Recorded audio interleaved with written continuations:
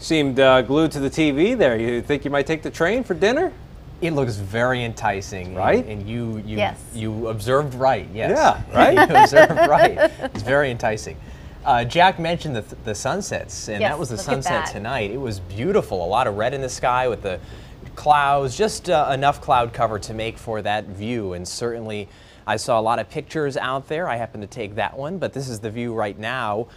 Dark. We have a lot of clouds overhead now. The clouds are thickening up as we go through the night. It's 69 in Burlington, and given that we have that cloud cover, it's really not going to drop off quite as much as it did last night, because I know it was chilly in a lot of spots. It's 57 now in Saranac Lake, so that is quite a difference from this time last night. Not as cool. 66 in Rutland and 61 in Montpelier. Across the region, pretty similar story, though during the daylight hours it was pretty cool over Pennsylvania and Ohio where the rain was, and that's a sign of things to come for us, because if you look at Storm Tracker, you see this huge swirl of clouds and showers, but notice how the rain is definitely broken up. It's not like we're dealing with a wall of water or anything like that. So I think it's just showers that we have for tomorrow afternoon and for all day Sunday, but I think there'll be several hour periods where it's just cloudy and not really doing anything. So the plan for the rest of the night has the thickening clouds. There might be a ray of sunshine around 5 a.m.,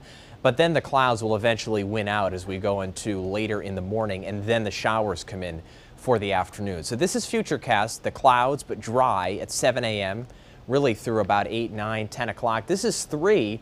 Just a handful of showers starting to lift in from the south.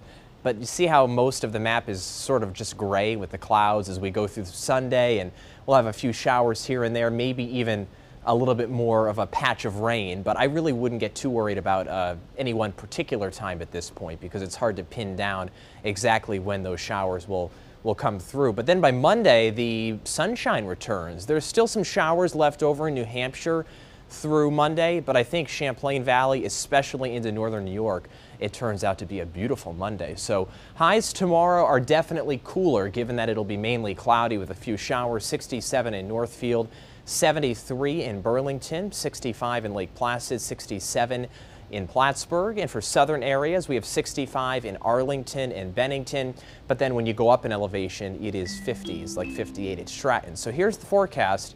On the cool side this weekend with all the clouds, but then the sun comes back in force on Monday, 73. 81 on Tuesday. There's a big warm-up in the cards for the middle and late parts of next week. We have 86 on Wednesday.